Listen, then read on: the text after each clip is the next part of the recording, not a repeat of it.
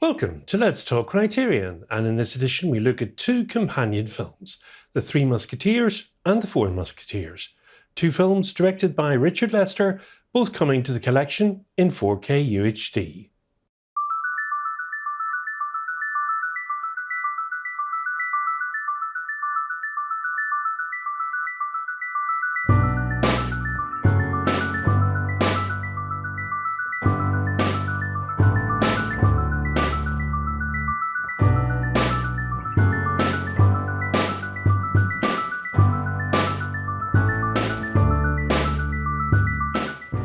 American-born director Richard Lester was working in London in 1964 and was chosen by the Liverpool band from a director's shortlist to take the helm on the Beatles' first motion picture, titled after their hit record A Hard Day's Night. Now, the film was made at the height of their popularity and was ostensibly the first long-form music video, with many of the tracks featured from the band. It was rather off-the-wall construction too, starring the Fab Four in some entertaining scrapes with a screenplay that had an almost improvisational feel. He had been selected after the band saw his work in the running, jumping and standing still film from 1959, which he'd made with Peter Sellers and Spike Milligan. Now, Lester then went on to make the comedy The Knack and How to Get It, and a funny thing happened on the way to the Forum. Soon came How I Won the War and Petulia from 1968, starring Julie Christie and George C. Scott.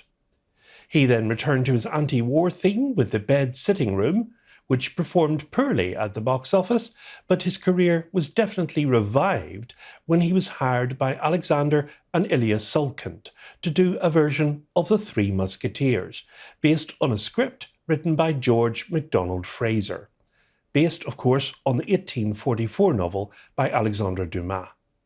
But during principal photography, the producers decided to split the film into two separate features, the second titled The Four Musketeers.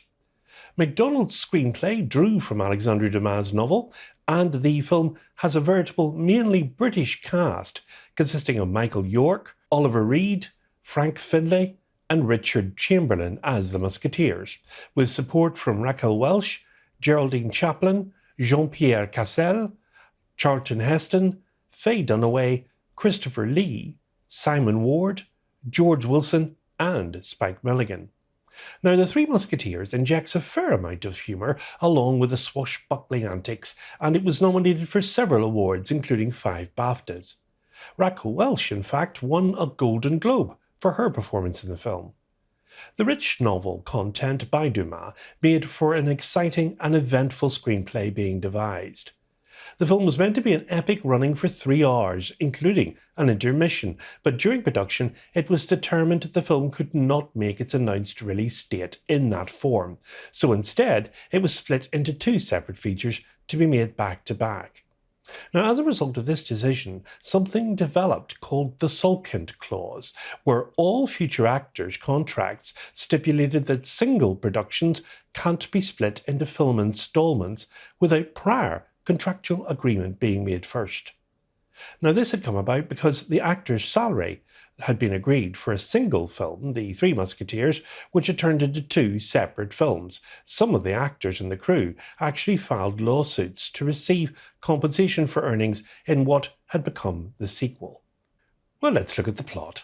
Having learned swordsmanship from his father, young D'Artagnan, Michael York, heads to Paris, intending to become one of the King's Musketeers. Robbed by the Comte de Rochefort, Christopher Lee, and Milady de Winter, Faye Dunaway, he has a series of misadventures, resulting in challenging the Musketeers Athos, Oliver Reed, Porthos, Frank Finlay, and Aramis, Richard Chamberlain, to a duel each. A timely interruption from the Cardinals solidifies the friendship with the young D'Artagnan and the Musketeers as they become swept up in the high court politics of France. Cardinal Richelieu, that's Charlton Heston, attempts to assert more control over the foppish Louis XIII, Jean-Pierre Cassel, and at the same time Queen Anne of Austria, Geraldine Chaplin, has her dressmaker Constance, Raquel Welch, seek help from the Musketeers to save her husband. And from there it's a breakneck adventure across France and England, and back to the Siege of La Rochelle. Now, the Leicester Musketeer films are easily the closest adaptations of Dumas' novel. They capture the adventure, gravity, and notably the book's comedy. Other Musketeer films have had comedic elements in them. The 1993 Disney version, for instance, with Kiefer Sutherland, is a prime example. But the humour in the book and Leicester's adaptations match. A mix of slapstick, deadpan, and comedy of errors, Leicester's films feel more akin to an episode of Frasier than previous and indeed post-adaptations. The late great Spike Milligan's casting as Constance's older husband is a perfect fit for the tone of the films, while porting the Musketeers as rouges and rakes to keep with the style and overall feel of the film. And an all-star cast known chiefly for their roles in epics, horrors and Shakespearean drama, they lean into the comedy and bring theatrical melodrama to the parts. And York's D'Artagnan begins as less the dashing rogue and more the country bumpkin in the big city. And typically an obnoxious trope, York adds thespian zeal to make his D'Artagnan an earnest and relatable fish out of water, which allows him to showcase his development from rustic awkwardness to grizzled veteran. And Heston, by turn, known at this stage for his westerns, biblical epics and punching monkeys, lends his Richelieu an air of a world-weary civil servant trying to maintain control to prevent his foppish, idiotic boss from making yet another blunder. And that doesn't mean it's played light-heartedly all the time, but when it becomes serious, there isn't a jarring neck break. Now, not only is this one of the closest adaptations to the original novel, but it's also one of the best. And while other adaptations are good, this remains the gold standard. Viewers will be hard put not to enjoy this film, which at times feels like a painting by an old master from the 17th century, coming to life on the screen. And the blend of framing, set dress and light capture as texture to the visuals that mixes dusty, gritty realism with social luxury. The viewer can almost smell and taste the stench of the taverns and the streets whilst juxtapositioning them with the perfumed opulence of the palaces. But what truly stands out and sets it above the others is swordplay. Previously and even after, swashbuckling films used stage fences, maybe sport fencing, if they were feeling adventurous. Lunge, parry, riposte, repeat. The thing is, it's not a combat that feels dangerous. It feels too clean and gentlemanly. The sword fighting in Leicester's Musketeer films is much more realistic and dirtier. Lunge, parry, punch, chop, hack and stay down. It's not elegant or honourable, but it feels natural. And that's probably why Oliver Reed got a nasty slash on his neck in a scene that makes it into the Three Musketeers. Now that might have been more to do with Reed being drunk at the time, of course. The Four Musketeers, Richard Leicester's sequel, was filmed at the same time as his 1973 film. And it continues the same story with the same combination of impenetrable plotting and non-stop swashbuckling. Now, I like the first film better than the second, but in any event, half of this pair is enough. It's too much of the same material, spun out into a wearying series of sword fights and romances. And the plot this time round has the original Musketeers and their newest recruit, D'Artagnan, mixed up in intrigues involving Louis XIII, Cardinal Richelieu, and the French Revolution. And any similarity to history, or for that matter, to the original Dumas classic, is accidental. But that doesn't matter as long as we're having fun. The trouble is that a little of this material goes too far, because Leicester never really establishes his characters as people. If we got to know them a little, even as shallow comic creations, we'd be more involved in their plottings and their adventures. But Leicester relishes stereotypes, moves events along at a manic pace, and tends to exhaust us in the process. Now, we get particularly tired if we try to make complete sense of this plot. For instance, the comings and goings, the confrontations and the coincidences. They come so quickly and seem to be so much on the same level of relative importance that after a while, we just get characters trying to keep each other straight.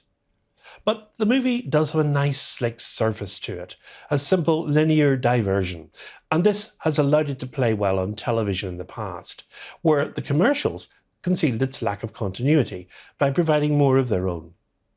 Now, Lester filmed on location in Spain using lots of extras, 3 cameras at a time, and his customary nervous energy. The costumes are great. The actresses, especially Faye Dunaway and Geraldine Chaplin, have been made into exquisite china dolls, and the action scenes pass the time if you don't strain too hard to remember what's actually being fought over.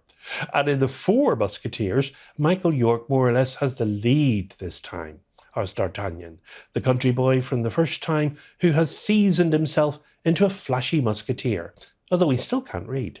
His sidekicks include Oliver Reed, of course, looking almost as sinister here as he did in Tommy, and Richard Chamberlain, who doesn't really have the flashiness to play a musketeer, and of course Frank Finlay.